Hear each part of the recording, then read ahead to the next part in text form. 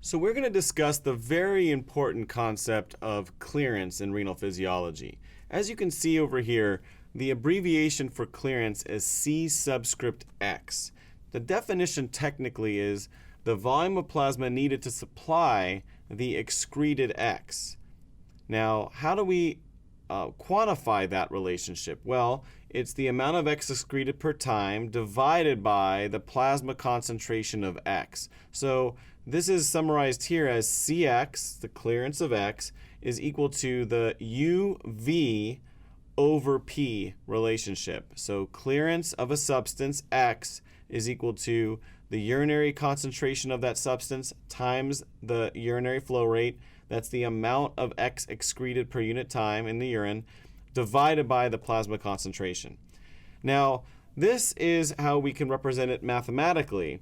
But over here we have a conceptual way that we're going to describe this process. And so what you can see over here is we have a schematic of the kidney.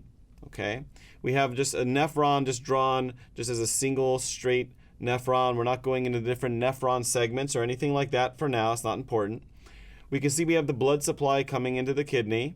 Okay, and I want to draw your attention to the starting point over here. So you can see that we have a element of blood supposed to represent the renal plasma flow. Okay, and we're going to use a number that's fairly reasonable, 600 mils of plasma per minute.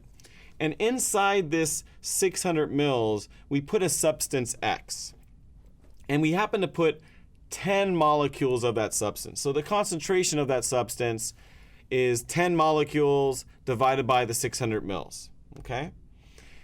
That amount of substance X is coming into the kidney. All right? And we know that through glomerular filtration, assuming that this substance is freely filtered, we're going to end up with some of that substance filtered at the level of the glomerulus, and then we're going to have some that's left over here in this remaining 480 mils of plasma per minute. Now, we also know that the kidney, under normal conditions, reabsorbs a significant amount of water, over 99%. So let's just keep it simple and say almost all the water is reabsorbed, and let's just make believe it's back to 600 mils per minute again. We know it's not exactly 600 mils per minute because we have some volume coming out in the urine. But let's to keep the whole schematic easy to understand, we're just going to call it 600. Okay? And we see here water's coming back. And we see a very tiny volume here at V dot. The way to think about this clearance concept is when we're thinking about the volume of plasma needed to supply the excreted X, what we're going to be looking for is by the time we're going into the renal vein, what volume, theoretically, is empty of that substance. There's going to be a fraction of the volume here that we're looking at that doesn't have the substance anymore if it was cleared. And that amount of volume represents the volume of plasma needed to supply the excreted X. So in this model, we're going to be looking for how much volume do we have that's lacking the substance X. And that'll tell us the clearance.